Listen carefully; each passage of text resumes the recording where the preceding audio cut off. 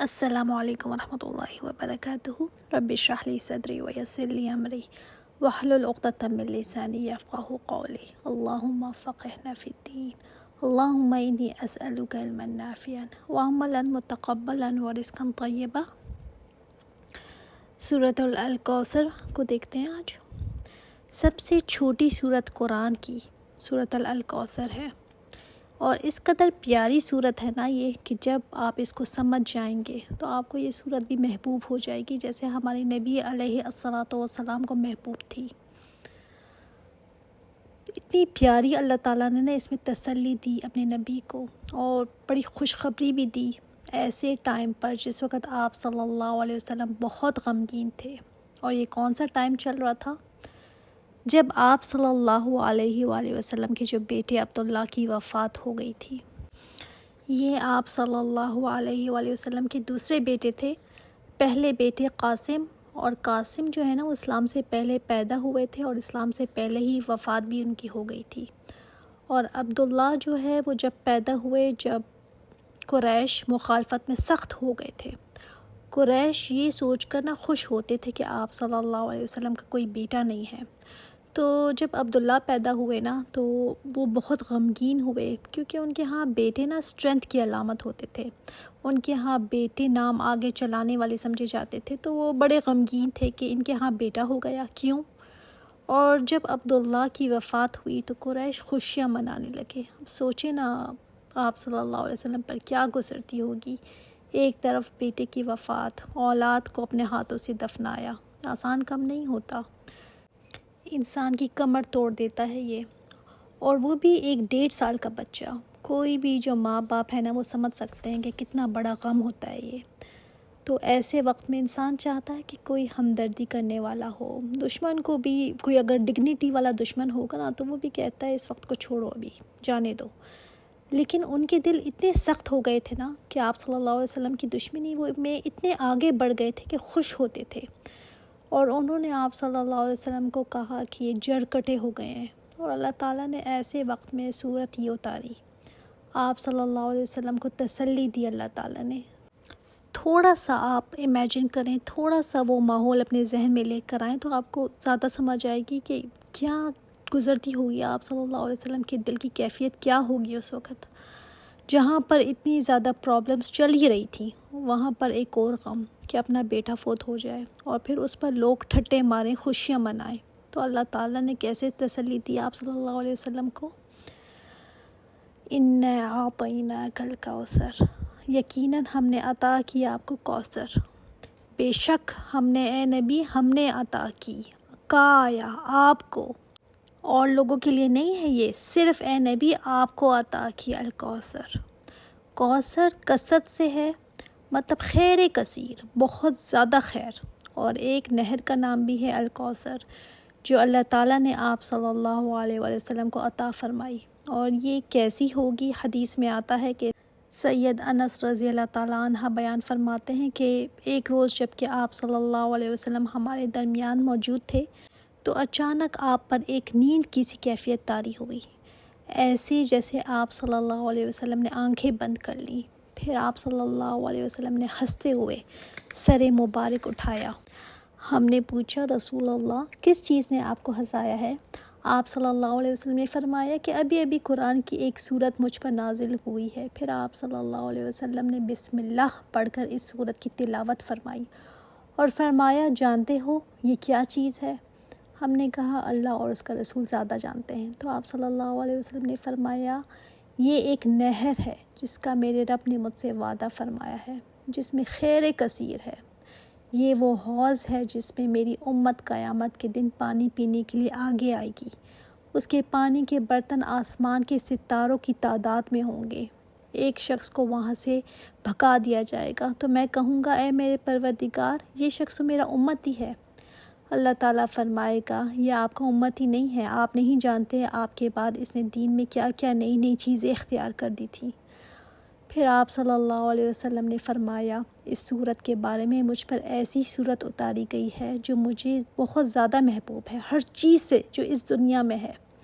پھر آپ صلی اللہ علیہ وسلم نے یہ صورت تلاوت فرمائی، تو اتنی محبوب تھی یہ صورت آپ صلی اللہ علیہ وسلم کو. تو یہ کوئی معمولی صورت نہیں ہے، کیونکہ اس میں نا آپ صلی اللہ علیہ وسلم کا مقام بتایا گیا ہے.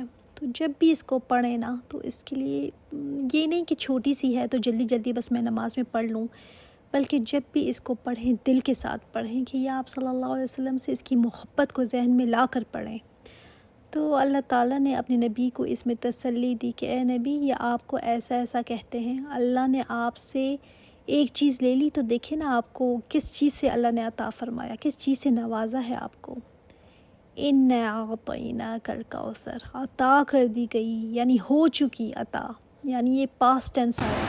الکوثر یہ ایک نہر ہے، خیر کثیر بھی اس کا مطلب ہے، لیکن الکوثر نا خاص ایک نہر ہے جو آپ صلی اللہ علیہ وسلم کو اللہ تعالیٰ نے جنت میں عطا فرمائی. اس کی مٹی جو ہے نا وہ کستوری کی ہوگی، اس کا جو پانی ہے وہ دودھ سے زیادہ سفید اور شہد سے زیادہ میٹھا ہوگا، اور اس کے کنارے پر ایسے پرندے بیٹھے ہوں گے جن کی گردنیں اونٹنیوں کی گردنوں جیسی ہوگی.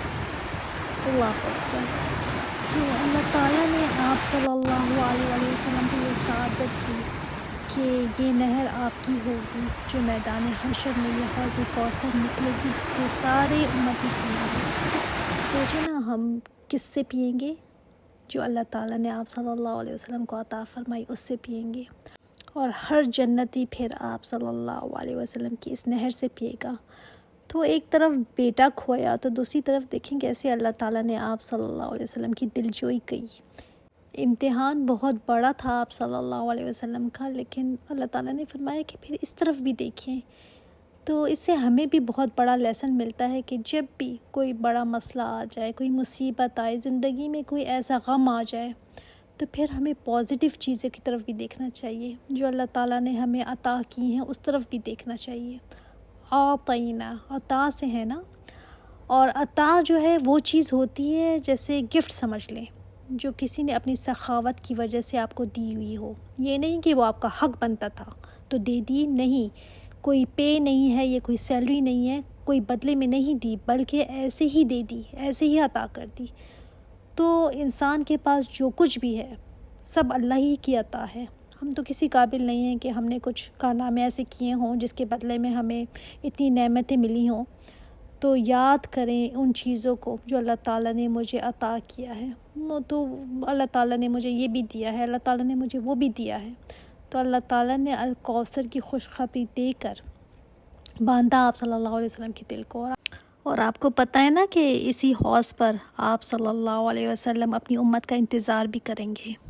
فَصَلِّ لِرَبِّكَ وَانْحَرْ، اور آپ نماز پڑھیں اپنے رب کے لیے اور قربانی کریں. جب آپ کو یہ خوشخبری ملی نا تو اس کے بعد کیا کریں؟ ہم سوچتے ہیں نا کہ ہمیں کوئی خوشخبری ملی ہے تو ہم کیا کرتے ہیں؟ فوراً پارٹیز کرتے ہیں، لوگوں کو اکٹھا کر کے ناچ گانا شروع کرتے ہیں، آپے سے باہر ہوئے چلے جاتے ہیں. اب خوشخبری ملی ہے نا تو اب پیسے بھی اڑاؤں کہ میں خوشی جو ہے مجھے اتنی بڑی ملی ہے تو میں کیسے دکھاؤں.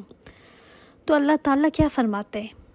اپنے نبی کو کیا فرمایا کہ آپ کو جو اتنی بڑی خوشخبری ملی ہے تو آپ کو کیا کرنا چاہیے اس کے بعد؟ نماز پڑھیں.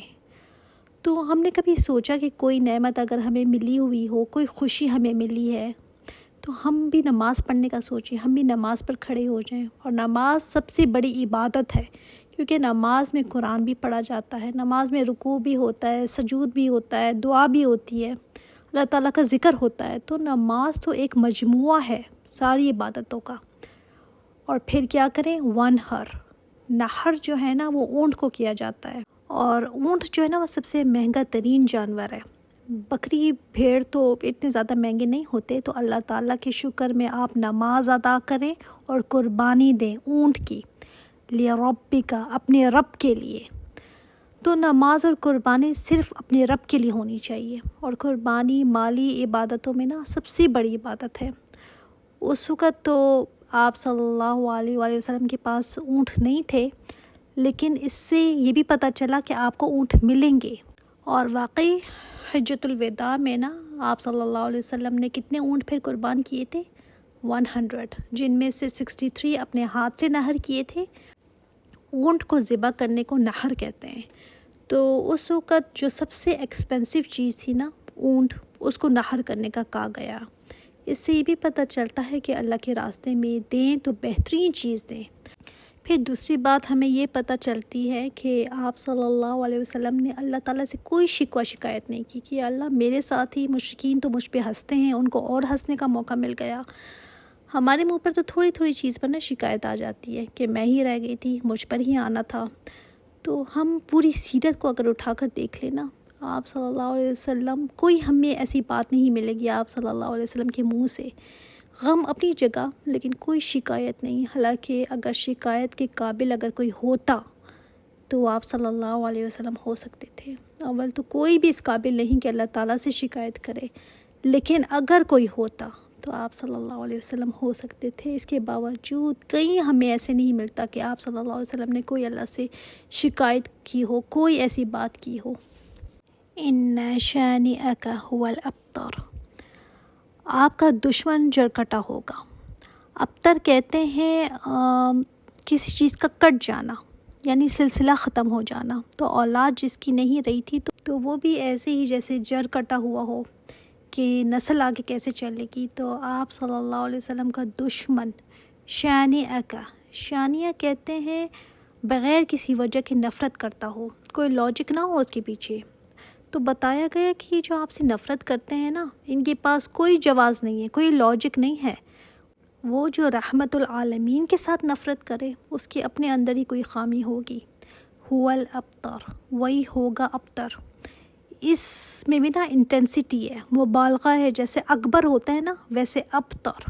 یہ کہتے تھے نا محمد بتر ہے یعنی جڑ کٹا ہوا، تو اللہ تعالیٰ نے فرمایا یہ تو ابتر ہے، یعنی اس کی بھی ایکسٹریم فارم ہے۔ اور دیکھ لینا آج جو آپ صلی اللہ علیہ وسلم سے نفرت کرتے تھے، ابو جہل، ابو لہب، ان کو جانتا بھی اگر کوئی ہے نا تو آپ صلی اللہ علیہ وسلم کی وجہ سے صرف جانتا ہے اور لعنت بھیجتا ہے ان کے نام پر بھی، ادروائز ان کو کوئی نہیں پہچانتا، کوئی نہیں جانتا۔ دوسری طرف نبی علیہ الصلوۃ والسلام کے چاہنے والے کتنے زیادہ ہیں، لوگ جو ہے نا آپ صلی اللہ علیہ وسلم کے نام پر جانیں نچھاور کرنے کو تیار رہتے ہیں۔ قیامت کے دن بھی نبی کریم صلی اللہ علیہ وسلم کی امت اتنی زیادہ ہوگی نا کہ جتنے نبی اپنی امت کے ساتھ کھڑے ہوں گے ان میں صرف محمد صلی اللہ علیہ وسلم کی امت سب سے زیادہ ہوگی۔